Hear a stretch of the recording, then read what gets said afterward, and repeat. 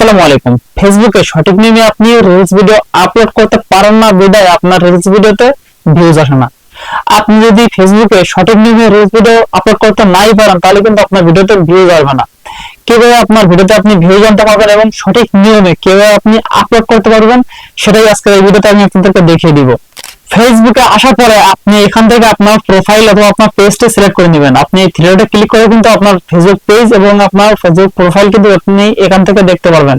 ঠিক আছে, যেখানে আপনি করতে পারছেন সেই প্রোফাইল অথবা পেজটি সিলেক্ট করে নেবেন। সিলেক্ট করা হয়ে গেলে আপনি পেজের লোগোর উপর ক্লিক করে দিবেন। লোগোর উপর ক্লিক করার পরে আপনি এখান থেকে একটু নিচে আসবেন। নিচে আসার পরে আপনি দেখতে পারবেন রিলস। এই রিলস আপনাকে ক্লিক করতে হবে। ওকে, আপনি রিলসে ক্লিক করে দিবেন। রিলসে ক্লিক করার পরে আপনি দেখতে পারবেন আপনার গ্যালারিতে কিন্তু নিয়ে আসবে। ওকে, গ্যালারিতে নিয়ে আসার পরে আপনি এখান থেকে আপনার রিলস ভিডিওটি সিলেক্ট করবেন। সিলেক্ট করার পরে আপনি এখান থেকে নেক্সট এ ক্লিক করে দিবেন। ওকে, নেক্সট এ ক্লিক করার পরে এখন আপনি দেখতে পাচ্ছেন এখানে কিন্তু আপনার ডিসক্রাইব ইওর রিলস, আপনার ভিডিও সম্পর্কে এখানে আপনার ডিসক্রাইব লিখতে হবে অথবা টাইটেল লিখতে হবে। ঠিক আছে, এখান থেকে আপনি টাইটেলটা লিখে দিবেন। আমি টাইটেলটা লিখে দিচ্ছি।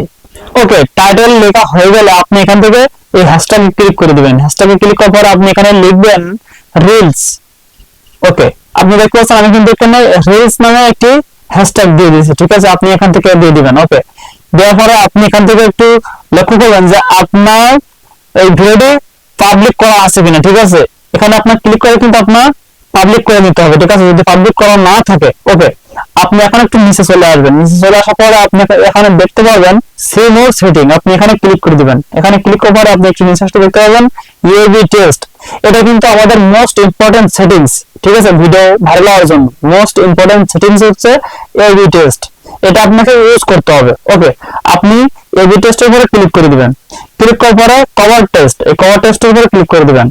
কভার টেস্টে ক্লিক করার পরে এখন আপনি দেখতে পাবেন যে কিন্তু আপনার ভিডিওর যে আকর্ষণীয় যে জায়গাটি রয়েছে সেটা কিন্তু আপনাকে এখান থেকে সিলেক্ট করতে হবে। ঠিক আছে, মানে আপনাকে থাম্বনেল সিলেক্ট করতে হবে আপনার ভিডিও। ওকে, আপনার ভিডিও এখান থেকে আপনি আশ্চর্যজনক একটি থাম্বনেল এখান থেকে আপনি সিলেক্ট করে দিবেন। ঠিক আছে, তবে একটি থাম্বনেল সিলেক্ট করে দিচ্ছি। ওকে, আমি এই থাম্বনেলটি সিলেক্ট করে দিলাম। এখন যদি আপনি এখানে মনে করেন যে আমি একটা থাম্বনেল না, আমি আরো দুই একটা থাম্বনেল এখানে অ্যাড করব, তা আপনি পারবেন।